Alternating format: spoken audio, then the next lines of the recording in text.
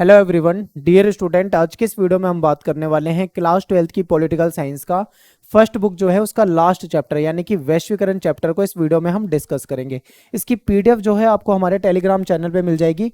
Telegram channel है हमारा class 12 ESP new group के नाम से। आप डायरेक्ट इसको सर्च कर सकते हैं या फिर इसका लिंक मैं आपको डिस्क्रिप्शन में दे दूंगा, वहाँ से भी आप डायरेक्ट जुड़ सकते हैं।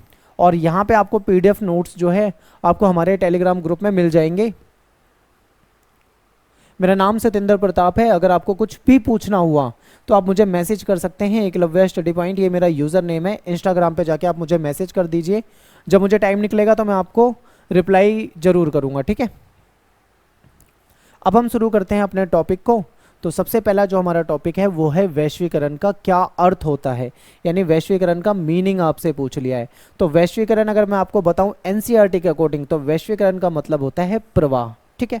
अब ये प्रवाह क्या होता है इसको थोड़ा डिटेल में समझेंगे। देखिए, प्रवाह जो होता है वो कई तरह का हो सकता है, कई तरह से प्रवाह हो सकता है। जैसे मान लीजिए विश्व में एक जगह से विचार दूसरी जगह में पहुंच जाते हैं, यानी जब दुनिया में विचार एक देश से दूसरे देश में पहुंच जाएं तो वो भी वैश्वीकरण के अंतर्गत आएगा, ठीक है। अगर वस्तुएं, कोई भी वस्तु एक से अधिक देशों में पहुंच रही है, यानी कि वस्तुओं का व्यापार हो रहा है। मान लो अमेरिका में बनने वाली चीज़ को हम भारत में खरीद पा रहे हैं, भारत में बनने वाली चीज़ को लोग चाइना में खरीद पा रहे हैं, चाइना में बनने वाली चीज़ों को दुनिया भर में खरीद पा रहे हैं। तो इसका मतलब क्या है, वस्तु जो है एक जगह से दूसरी जगह पे जा रही है, यानी वस्तुओं का प्रवाह हो रहा है, ठीक है। प्रवाह का मतलब होता है एक जगह से दूसरी जगह पे पहुंचना। तो वस्तु जब एक जगह से दूसरी जगह पे पहुंच रही है, एक देश से अधिक देशों में पहुंच रही है, तो वो भी प्रवाह हो जाएगा। पूंजी, ये इंपॉर्टेंट है। जब पूंजी एक जगह से दूसरी जगह पे पहुंचती है तो भी वो वैश्वीकरण के अंतर्गत आता है। बेहतर आजीविका की तलाश में लोगों की एक देश से दूसरे देश में आवाजाही, ठीक है। जब लोग एक देश से दूसरे देश में जाते हैं बेहतर आजीविका के लिए, तो वो भी क्या हो जाता है, वैश्वीकरण के अंतर्गत ही आ जाता है। तो वैश्वीकरण का मतलब यहाँ पे क्या हो गया है, यानी वस्तुओं का, विचारों का, लोगों का, पूंजी का एक जगह से दूसरी जगह पे पहुंचना ही वैश्वीकरण है, ठीक है। ये आपको समझ में आया। वैश्वीकरण का अर्थ इतना ही है, आगे इसको समझेंगे। देखिए, वैश्वीकरण जो है ना एक बहुआयामी अवधारणा है। बहुआयामी अवधारणा का मतलब क्या होता है, वैश्वीकरण के जो प्रभाव है ना वो कई क्षेत्रों में होते हैं। वैश्वीकरण को ज़्यादातर लोग आर्थिक से जोड़कर देखते हैं, पर आर्थिक नहीं। वैश्वीकरण बहुआयामी है, इसके मतलब इसके कई सारे प्रभाव होते हैं। वैश्वीकरण के आर्थिक प्रभाव भी होते हैं, ठीक है, इसके राजनीतिक प्रभाव भी होते हैं, इसके सांस्कृतिक प्रभाव भी होते हैं, इसके सामाजिक प्रभाव भी होते हैं। तो वैश्वीकरण इसीलिए इसको क्या कह रहे हैं हम, बहुआयामी अवधारणा है, यानी इसके कई प्रकार के प्रभाव होते हैं। तो अब बात कर लेते हैं वैश्वीकरण के प्रमुख कारण क्या हैं। अब आपने क्या समझा, लोग अगर एक जगह से दूसरी जगह में पहुंच जाए रोजगार की तलाश में तो वो भी वैश्वीकरण ही कहलाएगा, ठीक है। अगर वस्तु एक जगह से दूसरी जगह पहुंच रही है, यानी एक देश से कई देशों में जा रही है, तो वो भी वैश्वीकरण के अंतर्गत आता है। विचार अगर एक देश से दूसरे देश में पहुंच रहे हैं तो वो भी वैश्वीकरण के अंतर्गत आता है। ये सब हमने जान लिया। तो अब हम ये समझेंगे कि आखिर ऐसा हो क्यों पाया है, यानी वैश्वीकरण जो है इसके कारण क्या है। तो समझिए, वैश्वीकरण क्यों हो पाया है, टेक्नोलॉजी के क्षेत्र में जो उन्नति हुई है इस कारण हो पाया है। अब मैं आपको एक एग्जाम्पल बताता हूं, आपको तब समझ में आएगा। देखिए, आज से 50 साल पीछे चले जाओ, जब मोबाइल फ़ोन अवेलेबल नहीं होते थे लोगों के पास। आज के समय में तो सबके पास मोबाइल होता है, लेकिन आज से 50-60 साल पीछे जाओगे तो लोग मोबाइल वगैरह नहीं होते थे, ठीक है। टेलीफोन वगैरह भी नहीं होते थे। अगर कहीं पे लैंडलाइन वाले जो टेलीफोन होते थे तो वो भी बहुत कम लोगों के पास होते थे। तो ऐसे में लोग क्या करते थे, अपने विचारों को मान लो दूसरों तक पहुंचाना है तो वो क्या करते थे, चिट्ठी लिखते थे, ठीक है। अपना कोई संदेश देना है तो वो क्या करते थे, चिट्ठी लिखते थे। अब मान लो आप रहते हो दिल्ली में, ठीक है, मैं मान लो मैं दिल्ली में रहता हूँ और आप रहते हो किसी दूसरे स्टेट में, यानी कि पंजाब में रहते हो। तो मैं आप तक अपना संदेश कैसे पहुंचाऊंगा, मैं क्या करूंगा, आपको एक चिट्ठी लिखूंगा, यानी कि पत्र लिखूंगा। अब ये समझो, मैंने क्या करा, एक चिट्ठी लिखी। मान लो मैंने आज चिट्ठी लिखी और पंजाब तक उस चिट्ठी को एड्रेस पे पहुंचने में मान लो 7 से 10 दिन लग गए।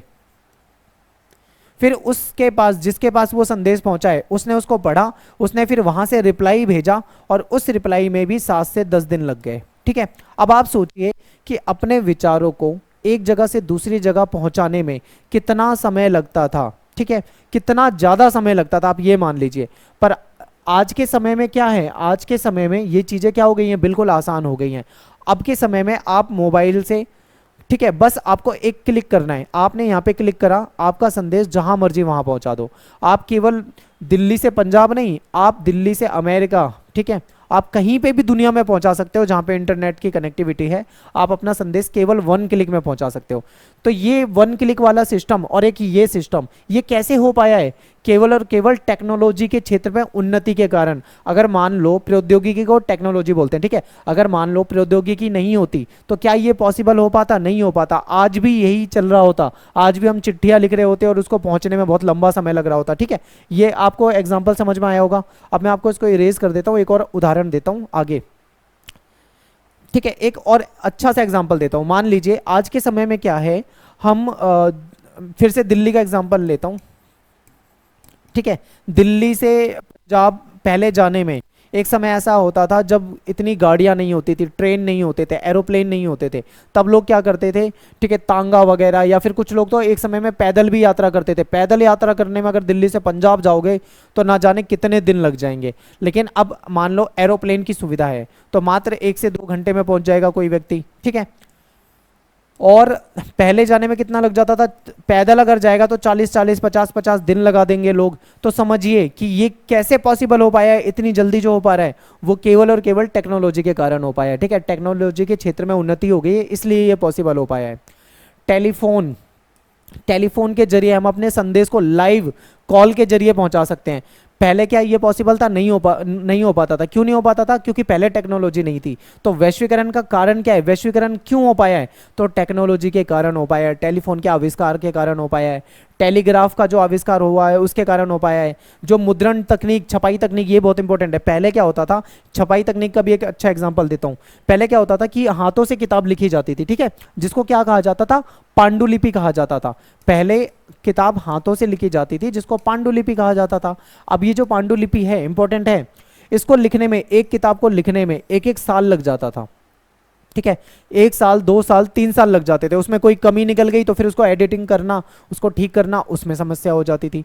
अब ऐसे में क्या करें? तो कोई ऑप्शन नहीं था। लेकिन जैसे ही छपाई तकनीक आ गई, यानी कि जैसे ही मुद्रण तकनीक आई, मुद्रण तकनीक के आने के बाद क्या हुआ, ठीक है, मुद्रण तकनीक के आने के बाद अब बुकों को लिखने में थोड़ा टाइम जरूर लगता है पर इतना टाइम नहीं लगता, ठीक है। एक बार अगर बुक की जो सॉफ्ट कॉपी है वो बना दी गई कंप्यूटर के जरिए तो उसके प्रिंट चाहे आप सैकड़ों निकाल लो, ठीक है, कुछ भी दिक्कत नहीं है। तो ये सब कुछ क्यों हो पाया? टेक्नोलॉजी के कारण हो पाया। तो वैश्वीकरण का कारण अगर आपके पेपर में पूछें तो आपको ये पॉइंट लिख देने हैं: प्रौद्योगिकी के क्षेत्र में उन्नति, टेलीफोन का आविष्कार, टेलीग्राफ का आविष्कार, मुद्रण तकनीक आना, ठीक है, इसकी वजह से वैश्वीकरण पॉसिबल हो पाया है। आज हम दुनिया में, भारत से अगर आप दूसरे देश में जाओगे तो पहले कितना समय लगता था, लेकिन आज एरोप्लेन है, एरोप्लेन की वजह से आप दुनिया के किसी भी देश में जा सकते हो, आपको बहुत कम समय लगेगा। ये सब कैसे पॉसिबल हो पाया है? केवल और केवल टेक्नोलॉजी के कारण। आई होप आपको समझ में आया होगा। आगे चलते हैं। वैश्वीकरण में प्रौद्योगिकी का योगदान, यानी वैश्वीकरण जो है उसमें टेक्नोलॉजी का क्या योगदान है, तो ये तो आपको क्लियर पता लग गया होगा। बिना टेक्नोलॉजी के तो वैश्वीकरण पॉसिबल ही नहीं हो पाता, ठीक है। तो देखिए, वैश्वीकरण में प्रौद्योगिकी का सबसे महत्वपूर्ण योगदान है। आज के समय में टेलीग्राफ, टेलीफोन या जो माइक्रोचिप है, इसके जो आविष्कार हो रखे हैं, इसके परिणाम स्वरूप क्या है? विचार हो गए, या पूंजी हो गई, या वस्तु हो गई, या लोगों की आवाजाही हो गई, ये बहुत आसान हो गई है। अगर ये सब आविष्कार नहीं हुए होते तो आज भी हम 100 साल पीछे जी रहे होते, ठीक है। आज भी उतना आसान नहीं हो पाता जितना आसान सब कुछ आज हो गया है। आज के समय में सब कुछ एक रिमोट के जरिए हो जाता है। आप रिमोट से बटन दबाओ, आपके मोस्टली काम हो जाते हैं, ठीक है, बिल्कुल आसान हो गया आपके लिए। इसके बाद देखो, जिससे कि वैश्वीकरण के प्रसार में सहायता मिली है, यानी इन सब आविष्कारों के कारण वैश्वीकरण का जो प्रसार है वो बहुत तेजी से हुआ है। इसके परिणाम स्वरूप आज विश्व के एक क्षेत्र में होने वाली जो घटना है वो, ठीक है, उसकी जानकारी जो है वो बहुत आसानी से दुनिया के दूसरे देशों में पहुंच जाती है और उसका प्रभाव भी दुनिया के दूसरे देशों में देखने को मिलता है। तो ये क्लियर हो गया आपको। अगला टॉपिक देखो, वैश्वीकरण के राजनीतिक प्रभाव। ये इंपॉर्टेंट है, आपके पेपर में 3 क्वेश्चन बनते हैं। एक तो है वैश्वीकरण का राजनीतिक प्रभाव, एक है वैश्वीकरण का आर्थिक प्रभाव, और एक है वैश्वीकरण का सांस्कृतिक प्रभाव। इनमें से कोई एक क्वेश्चन आपके पेपर में पूछ लिया जाता है तो आपको ये पता होना चाहिए। तो सबसे पहले मैं क्या डिस्कस करने वाला हूं? राजनीतिक प्रभाव। तो देखिए, वैश्वीकरण के आने से राजनीति पे उसका क्या असर पड़ा है, इसको समझेंगे। तो देखिए, विकासशील जो देश है, भारत जैसे देश जो है विकासशील है, विकासशील देशों में राज्य की भूमिका महत्वपूर्ण होती है।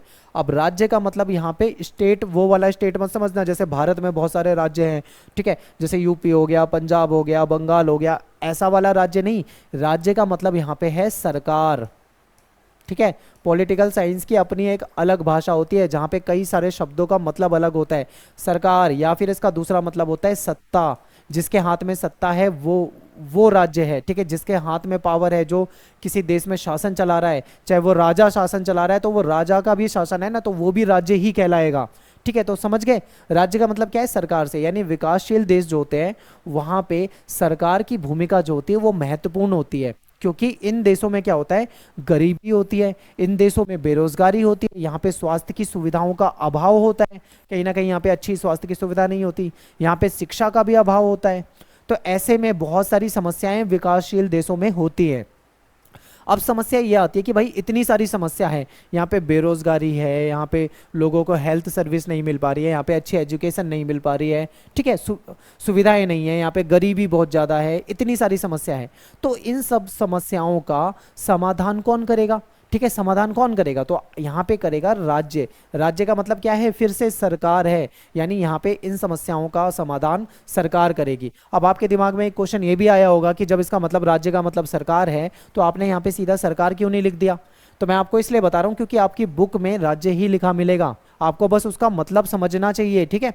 तो समस्याओं का समाधान करना किसका कर्तव्य है, सरकार का कर्तव्य होता है। इसलिए राज्य का स्वरूप जो है, जो विकासशील देशों में राज्य का स्वरूप होता है यानी सरकार का स्वरूप होता है, वो होता है कल्याणकारी राज्य का। अब कल्याणकारी राज्य का मतलब क्या है, बहुत आसान है। कल्याणकारी राज्य का मतलब है जहां पर सरकार जो होती है वो जनता की भलाई के लिए काम करेगी, इसीलिए उसको कल्याणकारी यानी जनता के कल्याण के लिए काम करेगी। अब कल्याणकारी का मतलब है जनता को अच्छी एजुकेशन देना यानी शिक्षा देना, अच्छी हेल्थ सर्विस देना यानी कि उनको चिकित्सा सुविधा देना, ठीक है, हॉस्पिटल वगैरह देना, उनको एक बेहतर मतलब एनवायरनमेंट देना, गरीबी को दूर करना, लोगों को रोजगार देना, ये सब कल्याणकारी राज्य के काम होते हैं। और जो वैश्वीकरण के तहत अगर हम बात करें राजनीतिक प्रभाव में, तो अब देखिए क्या प्रभाव पड़ा है। अभी तो मैं आपको ये समझा रहा हूँ कि विकासशील देश में राज्य क्या होता है, राज्य की क्या भूमिका होती है, राज्य के क्या काम होते हैं, लेकिन वैश्वीकरण आने के बाद राज्य का स्वरूप कैसे बदल गया इसको देखते हैं। लेकिन वैश्वीकरण के परिणाम स्वरूप विकासशील देशों में राज्य की भूमिका में बदलाव आया है, ठीक है, राज्य की भूमिका में बदलाव आया है जो कि इस प्रकार है। आगे ये पॉइंट मैंने लिखे हुए हैं, अब इसको समझिए। अभी तक आपको राज्य का मतलब समझ में आ गया है, राज्य के काम समझ में आ गए, ठीक है, कल्याणकारी राज्य समझ में आ गया है। अब देखो कि क्या परिवर्तन आ गया वैश्वीकरण के आने से। राज्य की शक्ति में कमी आई है, यानी कि जब से वैश्वीकरण आया है तो कहीं ना कहीं जो सरकार है कुछ मामलों में मजबूत भी हुई है, याद रखना, कुछ मामलों में सरकार ताकतवर हुई है तो कुछ मामलों में सरकार कमजोर भी हो गई है, यानी कि सरकार की शक्ति में कमी आई है। कल्याणकारी राज्य की धारणा के स्थान पर अब न्यूनतम हस्तक्षेपकारी राज्य ने ले लिया है। यानी कि पहले राज्य क्या होता था, जब वैश्वीकरण नहीं था, वैश्वीकरण इतना महत्वपूर्ण नहीं था, तब राज्य जो होता था वो कल्याणकारी राज्य की तरीके से उसको देखा जाता था। क्लियर है, कल्याणकारी राज्य माना जाता था, यानी वो जनता की भलाई के लिए काम करेगा। लेकिन अब ये वाला कॉन्सेप्ट खत्म हो गया। अब सरकार क्या है, कम से कम हस्तक्षेप वाली भूमिका निभाती है, यानी सरकार अपने आप को कुछ मामलों तक ही सीमित रखती है, बाकी मामले छोड़ देती है। जैसे कि देखो, राज्य यानी सरकार अब कुछ एक मुख्य कामों तक ही अपने आप को सीमित रखती है। कौन कौन से मुख्य काम, जैसे सरकार कानून बनाना, ठीक है, कानून व्यवस्था को बनाए रखना, नागरिकों को सुरक्षा देना, बस इन्हीं कामों तक रखती है अपने आप को। राज्य जो है अब कल्याणकारी कार्य की ओर कम ध्यान देते हैं, क्योंकि वैश्वीकरण आने से अब सरकार का ध्यान जो है वो व्यापार, लाभ कमाना और इन सब चीज़ों पे ज़्यादा चला गया है। कल्याणकारी राज्य की जो भूमिका है वो धीरे धीरे कम होती जा रही है, ठीक है। राज्य के स्थान पर अब बाजार जो है ये आर्थिक और सामाजिक प्राथमिकताओं का प्रमुख निर्धारक है, यानी अब राज्य का उतना ज़्यादा महत्व नहीं रहा, सरकार का उतना महत्व नहीं रहा। कहीं ना कहीं जो बाजार होता है, ठीक है, वो कहीं ना कहीं कंट्रोल करता है बाजार के अनुसार। जब पूंजीवादी व्यवस्था आ जाती है तो बाजार महत्वपूर्ण हो जाता है, वही चीज़ आपको यहाँ बताई जा रही है।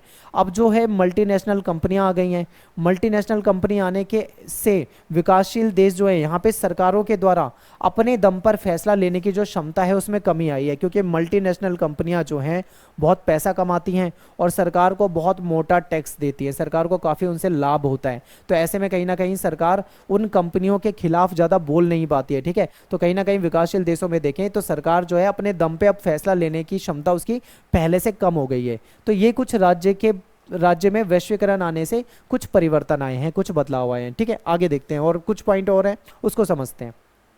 ठीक है, अब एक पॉइंट और याद रखना है, लेकिन इसके साथ ये भी सत्य है कि वैश्वीकरण के परिणाम स्वरूप अब राज्यों के पास अत्याधुनिक प्रौद्योगिकी यानी कि अब इनके पास लेटेस्ट टेक्नोलॉजी आ गई है। अब क्या है, अब सरकार के पास लेटेस्ट टेक्नोलॉजी है और उस लेटेस्ट टेक्नोलॉजी होने के कारण सरकार जो है वो अपने नागरिकों के बारे में हर प्रकार की सूचनाएं जुटा सकती है, सरकार सभी जानकारी रख पाती है और ये ज़्यादा कारगर ढंग से काम भी कर सकती है सरकार चाहे तो। सरकार को ये फायदा हुआ है, एक तरफ सरकार की जो स्थितियां हैं वो थोड़ी कमजोर हुई हैं, उसके काम में थोड़ा परिवर्तन आया है, तो दूसरी तरफ देखें तो सरकार को कुछ लाभ भी हुआ है, क्योंकि आज के समय में लेटेस्ट टेक्नोलॉजी आने से सरकार हर व्यक्ति का डाटा रख सकती है अपने पास। एग्जाम्पल देता हूं, आपको समझ में आएगा। आपको पता है आप सभी को आधार कार्ड, आप सभी जानते हैं आधार कार्ड क्या है, कैसे पॉसिबल हो पाया है, लेटेस्ट टेक्नोलॉजी के कारण। आधार कार्ड के जरिए सरकार हर व्यक्ति की जानकारी अपने पास रख सकती है। ठीक है, जैसे उसका नाम क्या है, उसकी एज क्या है, कहाँ पे रहता है, ठीक है, उस यहाँ तक कि हमारे फिंगरप्रिंट हमारी आंखों को स्कैन करके रखा हुआ है। ठीक है, तो ये सारी चीज़ें कैसे पॉसिबल हो पाया है, सरकार लेटेस्ट टेक्नोलॉजी के कारण। अब इसके जरिए सरकार कहीं ना कहीं बहुत सारी चीज़ों को कंट्रोल कर सकती है। ठीक है, तो ये एक अच्छी चीज़ भी है, क्योंकि मान लो देश में कोई गलत गतिविधि करता है तो ऐसे में पकड़े जाने के चांस जो होते हैं वो थोड़े ज़्यादा हो जाते हैं। तो ये आपको समझ में आया, आगे देखते हैं। अब बात करेंगे वैश्वीकरण के आर्थिक परिणाम की। तो देखिए, वैश्वीकरण के कारण संपूर्ण विश्व में व्यापार में वृद्धि हुई है। देखिए, वैश्वीकरण को ना पूंजीवाद का ही एक रूप मानते हैं कुछ लोग। उनका कहना है कि वैश्वीकरण जो है बहुत बेकार चीज़ है और वैश्वीकरण जो है वो पूंजीवाद है। वैश्वीकरण के जरिए क्या करते हैं, जो देश होते हैं अमेरिका जैसे देश, वो बाकी देशों पे कब्जा करना चाहते हैं, उनको कमजोर करना चाहते हैं, कुछ लोगों का ऐसा मानना है। ठीक है, तो देखिए वैश्वीकरण में ये माना जाता है कि ज़्यादा से ज़्यादा व्यापार किया जाए। अब यहाँ पे दो तरह की बातें आपको बताऊंगा, उसको आपको समझना है, तभी आप आर्थिक परिणाम समझोगे। एक नीति होती है संरक्षणवाद, इस पे क्वेश्चन आ सकता है, संरक्षणवाद। अब संरक्षणवाद का मतलब क्या होता है ये आपको पता होना चाहिए। देखिए, जब देश आज़ाद हुआ था भारत देश, तब हमारी सरकारों ने संरक्षणवाद की नीति अपनाई थी, इसीलिए हम थोड़े पिछड़े भी रह गए थे। संरक्षणवाद का मतलब क्या होता है कि स्वदेशी चीज़ों को ही अपनाना है, यानी जो देश में बनी हुई चीज़ें हैं देश की कंपनियों के द्वारा, यानी खुद के जो मैन्युफैक्चर होते हैं हमारे देश की जो कंपनियां होती हैं उनके द्वारा बनी हुई चीज़ों को हम इस्तेमाल करेंगे।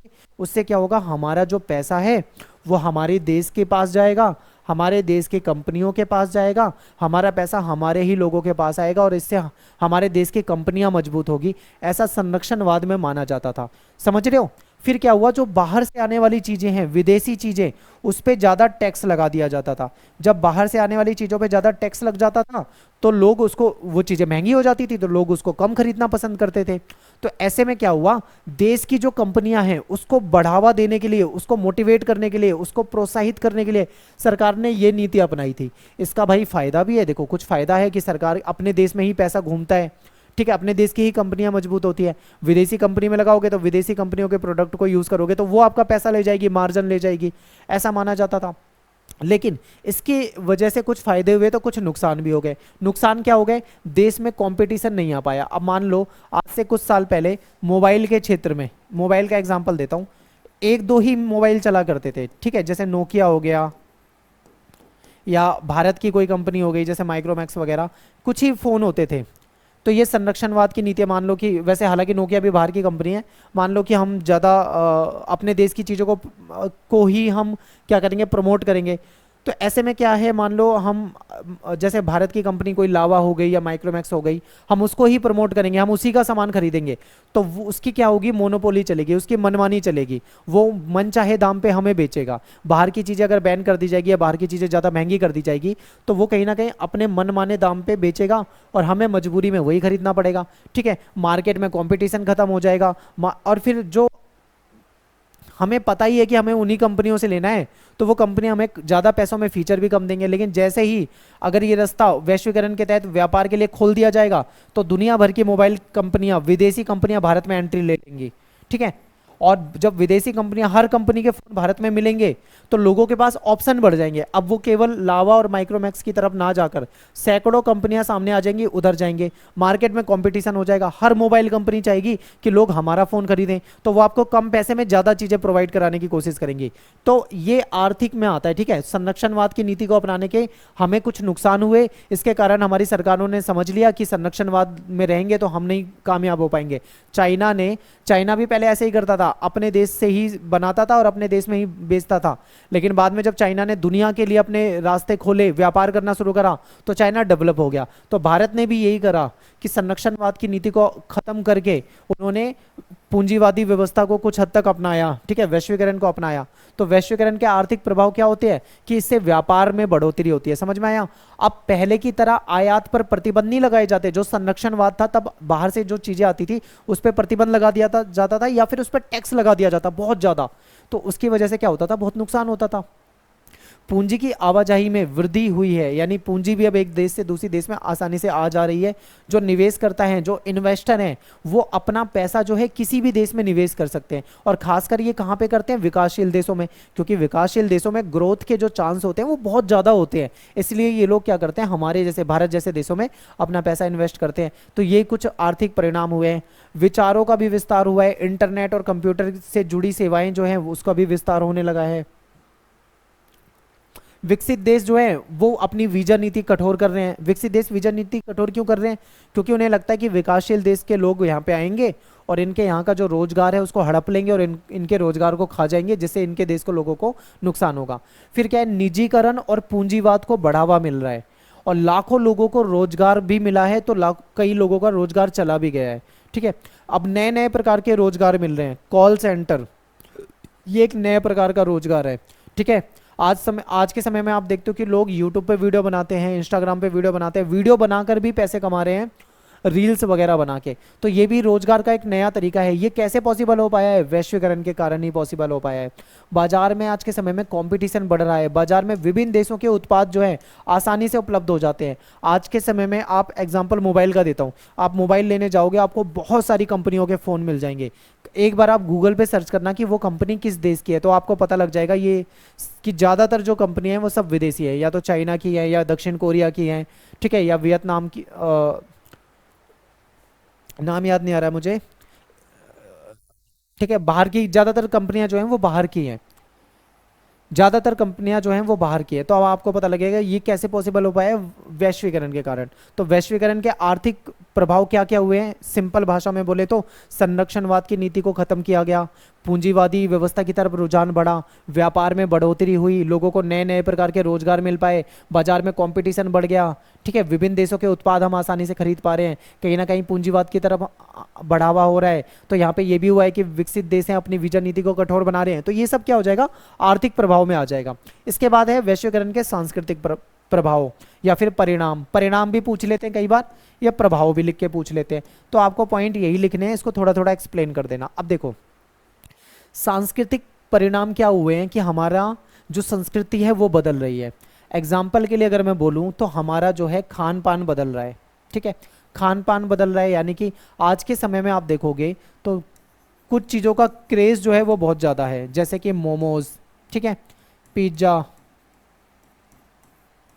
बर्गर, ये सारी बाहर की चीज़ें हैं। अगर आप 100 साल पीछे जाओगे, लोग गाँव में रहते थे, गाँव में देखो दूध, दही, घी, ठीक है, रोटी, सब्जी, चावल वगैरह ये चीज़ें खाई जाती थी। चाउमीन, पिज्ज़ा वगैरह तो कोई जानता भी नहीं था कि इस नाम की कोई चीज़ भी होती है। आज के समय में देखो लोग अपना जो अपनी मतलब संस्कृति में जो चीज़ें थी वो तो कम खा रहे हैं और इन चीज़ों को ज़्यादा खा रहे हैं, इसीलिए लोग बीमार भी ज़्यादा हो रहे हैं, क्योंकि ये जंक फूड की कैटेगरी में आता है, ठीक है। और जंक फूड जो होता है हमारी सेहत के लिए हानिकारक होता है, लेकिन हम इस चीज़ को बहुत ज़्यादा खा पी रहे हैं। तो ये क्यों हो पा रहा है? क्योंकि ये वैश्वीकरण के कारण हो पा रहा है, और ये वैश्वीकरण के सांस्कृतिक प्रभाव में आएगा, ठीक है। हमारे रहन सहन में बदलाव आ रहा है। पहले क्या होता था, जो पुराने लोग होते थे गाँव में रहते थे, खेती करते थे, बहुत मेहनत करते थे, रिमोट से काम नहीं करते थे वो, कि कोई भी अगर यहाँ से वहाँ तक जाना है तो सारी चीज़ें करके जाएंगे, 10-10 किलोमीटर पैदल जाते थे, ठीक है। कपड़े जो होते थे धोती कुर्ता वगैरह ऐसे कपड़े पहना करते थे। लेकिन आज के समय में क्या है, हमारा रहन सहन बदल रहा है। हम कहीं ना कहीं अपने आप को मॉडर्न दिखाने के चक्कर में जो पश्चिमी सभ्यता है उसको अपना रहे हैं। हमारा पहनावा बदल रहा है, हमारा रहन सहन बदल रहा है, हमारा लाइफस्टाइल बदल रहा है। ठीक है, आज के समय में लोग देर से सोते हैं, देर से उठते हैं, बहुत ज़्यादा बदलाव आ चुका है, रहन सहन में बहुत कुछ बदल गया है, संस्कृतियों का ह्रास हो रहा है। जो हमारी प्राचीन संस्कृति थी, जो भारतीय संस्कृति थी, अब कहीं ना कहीं वो ह्रास होता जा रहा है, ख़त्म होती जा रही है, और हम मॉडर्न होते जा रहे हैं। मॉडर्न होने के साथ साथ अपनी संस्कृति को हम भूल रहे हैं, अपने पहनावे को हम भूल रहे हैं, और अमेरिका या पश्चिमी देशों की संस्कृति से हम प्रभावित हो रहे हैं और उनकी चीज़ों को हम अपना रहे हैं। तो ये हमारी संस्कृति में भी प्रभाव पड़ रहा है। अमेरिकी संस्कृति की तरफ हमारा जो झुकाव है वो बहुत बढ़ रहा है। महिलाओं की स्थिति में कुछ मामलों में कमी भी आई है, तो कुछ मामलों में सुधार आया है। महिलाओं की स्थिति में कमी कैसे आई है और सुधार कैसे आया है, दोनों के एग्जाम्पल आपको देके समझाता हूँ। एक बार मैं इसको मिटो देता हूँ, आपको यहीं पे समझा देता हूँ। यहाँ पे कमी लिख देते हैं और यहाँ पे सुधार लिख देते हैं। ठीक है, अब सबसे पहले बात कर लेते हैं कि महिलाओं की स्थिति में सुधार कैसे आया है। पहले की मान्यता क्या थी कि लड़की को पढ़ाकर क्या करेंगे, उसकी शादी हो जानी है और उसको ससुराल में जाना है, चूल्हा चौका करना है, ज़्यादा पढ़ लिख जाएगी तो ज़्यादा समस्या हो जाएगी। लोग ऐसा मानते थे, लड़कियों को नहीं पढ़ाते थे। लेकिन आज के समय में लड़कियां जो हैं वो डॉक्टर भी बन रही हैं, टीचर भी बन रही हैं, इंजीनियर भी बन रही हैं, अच्छी अच्छी फील्ड में आगे भी जा रही हैं। ठीक है, तो यानी कि अगर उनको एजुकेशन दिया जाए तो वो अच्छा कर सकती हैं, और ऐसा किया भी है। तो ये लोगों की सोच बदल रही है। ठीक है, तो अब लड़कियों को एजुकेशन दी जाने लगी है। ये सब कैसे पॉसिबल हो पाया है, ये वैश्वीकरण के कारण ही पॉसिबल हो पाया है। तो ये सुधार आ रहा है। ठीक है, क्लियर हो गया। अब देखो, ये तो एक सुधार का एग्जाम्पल हो गया, एक कमी का एग्जाम्पल दे देता हूँ। आज के समय में महिलाओं को उपभोग की वस्तुओं के रूप में देखा जाता है, उपभोग की वस्तु माना जाता है, क्योंकि पश्चिमी संस्कृति जो है ना, उसमें आप देखोगे विदेशी फिल्मों को अगर आप देखते हो तो आपको दिख जाता होगा, या फिर आप देखोगे कि जो आज के समय में जो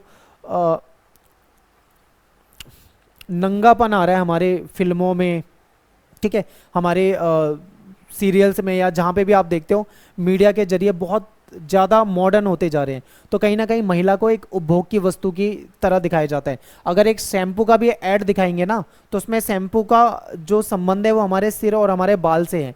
लेकिन आप कभी ध्यान से देखना, शैम्पू के ऐड में भी आपको महिला नहाते हुए ही दिखानी है, और कुछ अलग तरीके से दिखाया जाता है। महिला को कहीं ना कहीं एक उपभोग की वस्तु की तरीके से दिखाया जाता है, जो कि गलत है। ठीक है, ऐसा नहीं होना चाहिए, महिला का सम्मान होना चाहिए और उसे इस तरीके से नहीं दिखाया जाना चाहिए। और खासकर उनके अंग विशेष पे ज़्यादा कैमरे से फोकस किया जाता है।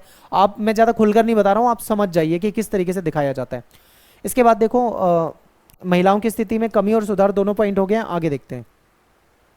विदेशी फिल्मों, विदेशी त्योहारों, विदेशी संगीत की तरफ हमारा रुझान बढ़ रहा है। आज के समय में हम हॉलीवुड वगैरह की फिल्में बहुत देखते हैं।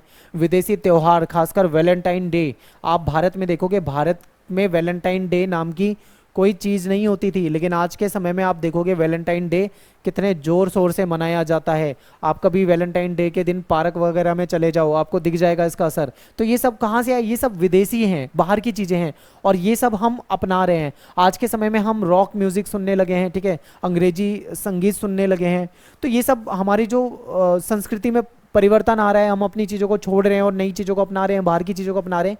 ये सब सांस्कृतिक प्रभाव में आएगा। रूढ़िवादिता खत्म हो रही है, ये अच्छा पॉइंट है कि पहले क्या होता था, लोगों की सोच होती थी रूढ़िवादी होती थी, कहीं ना कहीं अंधविश्वास, ये चीज़ें ज़्यादा होती थी कि भाई इस दिन ये नहीं करना, उस दिन वो नहीं करना, ऐसे नहीं करना, वैसे नहीं करना। ठीक है, बिल्ली रास्ता काट जाए तो ऐसा बहुत तरह की चीज़ें थी। तो वो सारी चीज़ें अब धीरे धीरे खत्म हो रही है। लोगों के विचार जो है मॉडर्न होते जा रहे हैं। लोग अपने घर की लड़कियों को पढ़ाने भी लगे हैं, ठीक है, अच्छी एजुकेशन देने लगे हैं। वो सब कहीं ना कहीं जो पुरानी रूढ़िवादी विचारधारा थी वो खत्म हो रही है।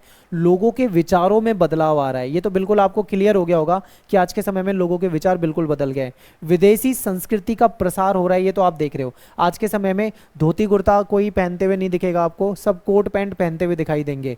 ठीक है, लड़कियों के कपड़ों में भी पहनावा आपको बदला हुआ दिखेगा और लड़कों के कपड़ों में भी। तो ये सब क्या है, विदेशी जो संस्कृति है उसका प्रसार हुआ है। ठीक है,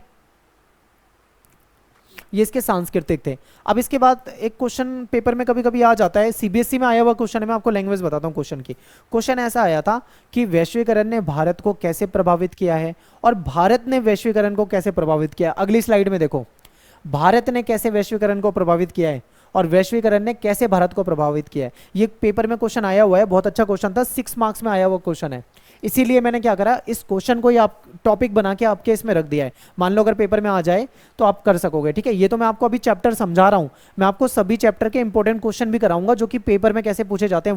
वो ज़्यादा छोटी वीडियो होगी और आसान भी रहेगी, ठीक है। देखते हैं वैश्वीकरण ने भारत को कैसे प्रभावित किया है। वैश्वीकरण के कारण भारत ने विभिन्न क्षेत्रों जैसे कि व्यापार का क्षेत्र या निवेश में जो बाधाएं थी, जो बाहर की चीज़ें, जो बाहर की कंपनियों को प्रतिबंधित किया जाता था, वो हटा दिया गया है। इसके परिणाम स्वरूप क्या हुआ है, बाहर की जो कंपनियां हैं वो भारत में निवेश कर सकती हैं और भारत में आ सकती हैं, जिससे कि भारत को फायदा होता है, ठीक है। ये परिवर्तन हुआ है। फिर क्या है, जो मल्टीनेशनल कंपनियां होती हैं वो इनको कई प्रकार की सुविधाएं दी गई है, लाइसेंस प्रणाली को खत्म कर दिया गया। अब MNC जो होती है, मल्टीनेशनल कंपनियां, बहुराष्ट्रीय कंपनियां, अब ये भारत में निवेश कर सकती हैं, भारत में काम कर सकती है, जिससे भारत के लोगों को रोजगार मिलता है।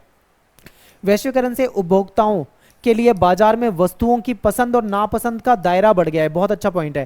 पहले मैंने आपको एग्जांपल दिया था ना मोबाइल वाला, मान लो कि अगर ये बोल दिया जाए कि बाहर की कंपनियों के मोबाइल बंद, अब केवल भारत की कंपनी माइक्रोमैक्स या लावा के मोबाइल ही आपको मिलेंगे, तब आपके सामने ऑप्शन क्या हो जाएंगे, कम हो जाएंगे। इनको तो लोग बहुत कम लेते हैं, ज़्यादातर जो फ़ोन लेते हैं वो बाहर की कंपनियों का लेते हैं।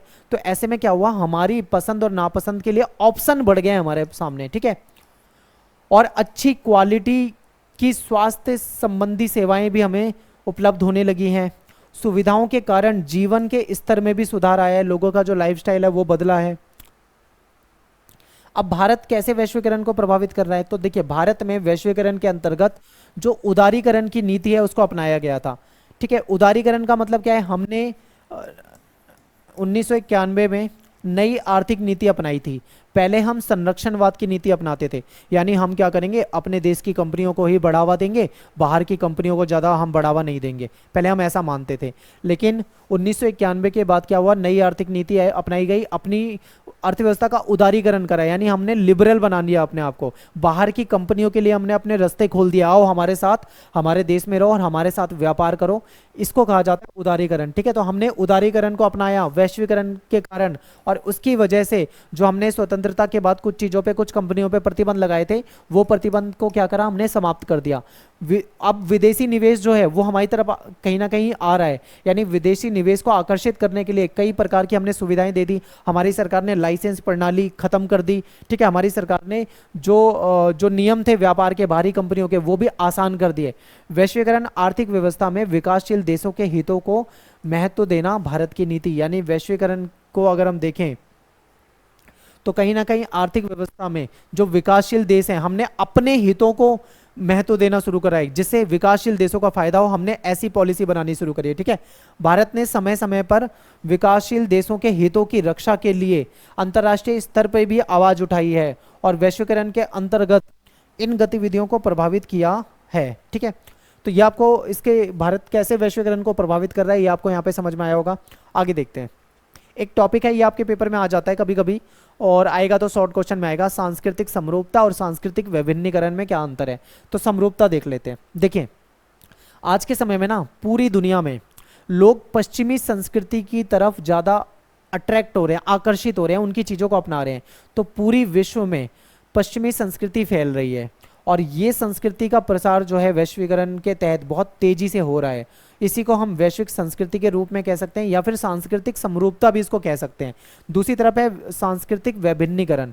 वैभिन्नीकरण का मतलब क्या होता है, आज के समय में अलग अलग संस्कृतियों के जो लोग हैं उनके बीच में मेलजोल बढ़ रहा है, इसके कारण हमारी संस्कृति अनूठी होती जा रही है। मैं आपको एक एग्जाम्पल दूं, विदेशी एग्जाम्पल ना देके मैं आपको देश का ही एग्जाम्पल दे देता हूँ। देखिए मान लीजिए एक आपका पड़ोसी है जो कि बंगाल का रहने वाला है, एक पड़ोसी है आपका जो कि पंजाब का रहने वाला है, और आप मान लीजिए कि आप यूपी के रहने वाले हो। तो तीनों भारत में ही रहने वाले हैं पर अलग अलग राज्यों के हैं, पर आपके साथ एक साथ रह रहे हैं। अब जो बंगाल का व्यक्ति होगा उसका जो कल्चर होगा वो थोड़ा अलग होगा, उसका पूजा पाठ का तरीका, उसके त्यौहार, ठीक है, उसके परिवार में जो, उसके समाज में जो रीति रिवाज होते हैं वो अलग होंगे। पंजाब वाले व्यक्ति का अलग होगा, यूपी वाले का अलग होगा, लेकिन ये तीनों रहते एक साथ हैं। तो यूपी का व्यक्ति, बंगाल के व्यक्ति, ये तीनों आपस में दोस्त हैं, तो ये क्या करेंगे, कहीं ना कहीं इनकी चीज़ों को अपनाएंगे, ठीक है, बंगाल के व्यक्ति देखेंगे इनकी संस्कृति में जो अच्छा लगेगा उसको अपनाएंगे, फिर पंजाब के लोगों में जो अच्छा लगेगा वो उसको अपनाएंगे। एक दूसरे की संस्कृति से कहीं ना कहीं मेल जोल बढ़ता है, तो हम उनकी चीज़ों को अपनाते हैं, वो हमारी चीज़ों को अपनाते हैं। तो जब एक संस्कृति का दूसरी संस्कृति के साथ मेल जोल होता है तो कुछ नई चीज़ें बनती हैं और वो संस्कृति अनूठी बन जाती है। ठीक है, इसी को कहा जाता है सांस्कृतिक वैभिन्नीकरण। ये तो मैंने आपको देश के अंदर का एग्जाम्पल दिया। अब आप इसको पश्चिमी सभ्यता से जोड़ के देखो, भारत की संस्कृति और पश्चिमी संस्कृति, हमने उनकी चीज़ों को कुछ अपनाया, उन्होंने भी हमारी कुछ चीज़ों को अपनाया होगा। इस तरीके से जो हमारी संस्कृति है वो अनूठी हो गई है, इसी को सांस्कृतिक वैभिन्नीकरण कहा जाता है। ठीक है, अगला टॉपिक है हमारा वैश्वीकरण का विरोध। देखिए, वैश्वीकरण का जो विरोध है ना वो अलग अलग लेवल पे हुआ है। ठीक है, हर तरह के लोगों ने उसका विरोध करा है, चाहे वामपंथी हो चाहे दक्षिणपंथी हो, सभी ने उसका विरोध करा है वैश्वीकरण का। इसको समझेंगे।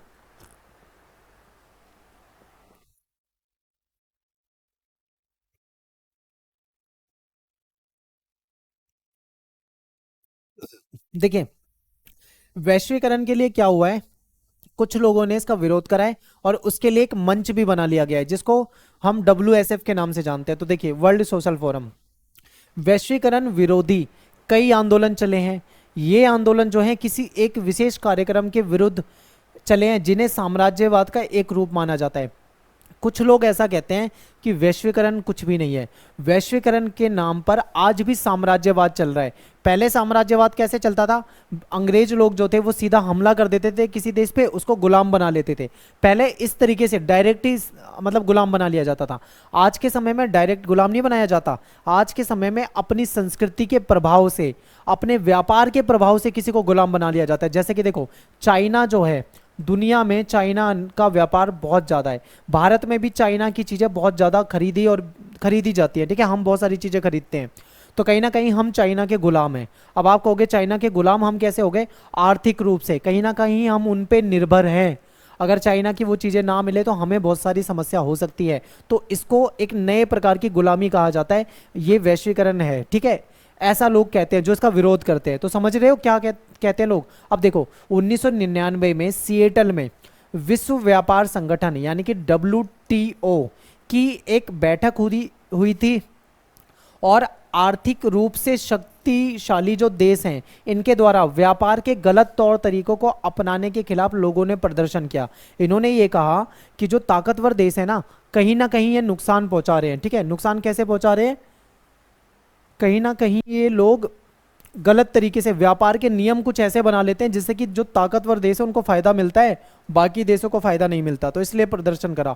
फिर WSF यानी कि वर्ल्ड सोशल फोरम में मानव अधिकार कार्यकर्ता, पर्यावरणवादी, मजदूर लोग, युवा लोग, ये सब शामिल हुए और इन्होंने क्या करा, वैश्वीकरण का विरोध करा। इसकी कई सारी बैठक हुई है। ठीक है, अब वैश्वीकरण के प्रतिरोध को समझते हैं। तो वैश्वीकरण के विरोध के लिए जो वामपंथी लोग हैं यानी जो वामपंथी संगठन हैं, ठीक है, इन्होंने क्या तर्क दिया, ये कहते हैं कि वैश्वीकरण जो है विश्वव्यापी पूंजीवाद की विशेष व्यवस्था है। वामपंथी कहते हैं कि वैश्वीकरण जो है कहीं ना कहीं पूंजीवाद का ही रूप है। ये अमीर को तो अमीर बना देता है लेकिन गरीब को गरीब बना देता है, गरीब की स्थिति ज़्यादा बदतर होती है। तो ये पूंजीवाद ही है जो दुनिया में आज के समय में फैल रहा है।